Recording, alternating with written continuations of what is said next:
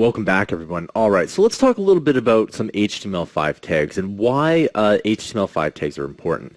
So you've probably heard of HTML5 before, and you're probably thinking it's this really complicated new process that the web is going to be adopting, but it's really not that hard once you think of it from once you take a step back and think about it. So the first thing is that if you remember HTML, we have tags, for example, paragraph tags, header tags, any kind of tag that you have. And all that HTML5 really is we're adding in different tags, and we're also adding in some JavaScript functionality. That's another portion of HTML5 that does happen, and we'll be working with a little bit of this as well.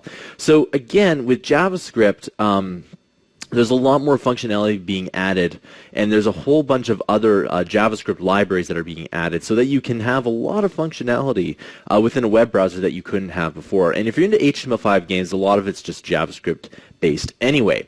So let's talk a little bit about some HTML5 tags. So the first one is a video tag. And the video tag, again, if you remember the HTML portion, if you have a paragraph tag, you have an opening tag and a closing tag, and then you put the source in between. Well, that's exactly what a video tag is, and an audio tag is as well. It has this functionality already built into it, and it's actually quite cool. The canvas is a way to draw graphics, and it's a different way of drawing graphics. It's a little bit more dynamic, meaning that if you're going to draw, let's say, something like an image or a color in HTML4, in HTML5, you get way more functionality, and it's actually really cool what you can do with the canvas. Now, an SVG tag is scalable vector graphics. So first things we need to talk about vector graphics are, and then we're going to talk about why they're so important. So the first thing is that vector graphics are graphics where they are drawn in a computer. So what that means is that when you draw, let's say, a house in a vector format, you can scale that house to be very, very small or very large, the size of a mural, and you're not going to lose any definition. Whereas if you, let's say, had a picture of a house, you scale it down and it gets pixelated, and that means you lose some definition, and then if you scale it up, it also gets pixelated, and you also lose some definition as well.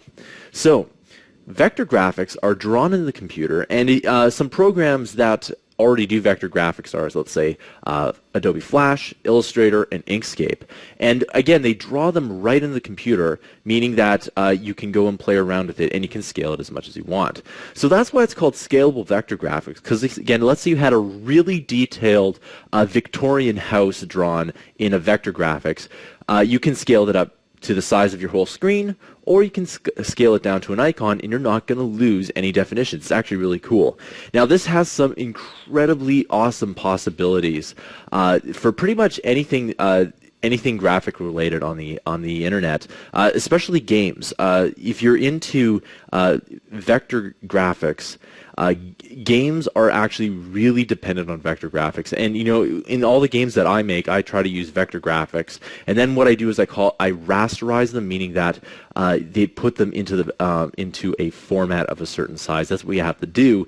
But in the future, I'm hoping I can just put whatever I'm using in Adobe Illustrator right onto the web, and I can scale it as big as I want or as small as I want. And I think that's actually really cool.